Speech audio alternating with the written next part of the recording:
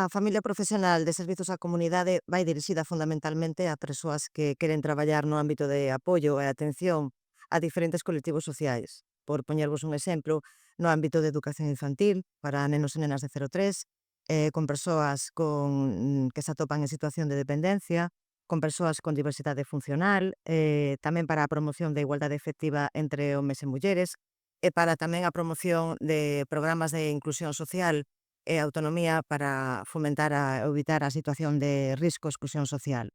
Os requisitos para acceder á familia profesional son varios, ben académicos ou ben superar unha proba de acceso. Para o ciclo medio, é preciso o título de ensino secundario obrigatorio ou ben ter o título de FP básica ou superar a proba de acceso.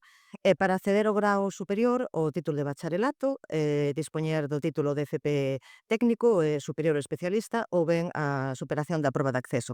Bueno, os módulos máis destacados son moitos, porque hai variados ciclos na familia profesional. A verdade, se destacamos algún, podo enumerar algún de cada un dos ciclos. Por exemplo, no ciclo da promoción de igualdade de promoción de xénero, promoción de emprego feminino, no ciclo de educación infantil, o módulo de habilidades sociais, en integración social, o promoción da autonomía persoal, ou ben no ciclo de atención a persoas en situación de dependencia, características, por exemplo, sociais.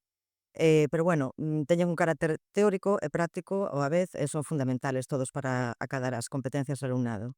Bueno, que aprenden a facer os alumnos nos diferentes ciclos formativos da familia? Pois moitas cousas. Sempre dirixida a acadar os coñecementos e competencias profesionais relacionadas no ámbito social e comunitario.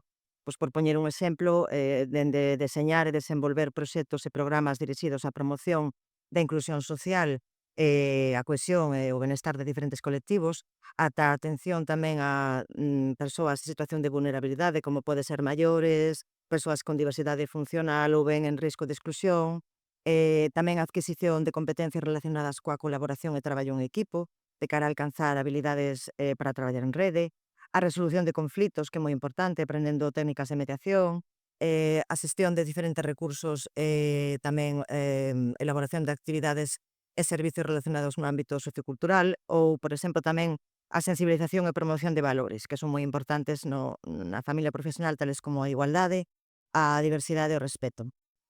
Bueno, finalmente un saúdo a todos os seguidores e seguidoras do canal de FP e animarvos a que veñades ao Compostela a estudar os ciclos tan interesantes que temos na nosa familia profesional. Nada, esperamos vos cos brazos abertos. Un saúdo.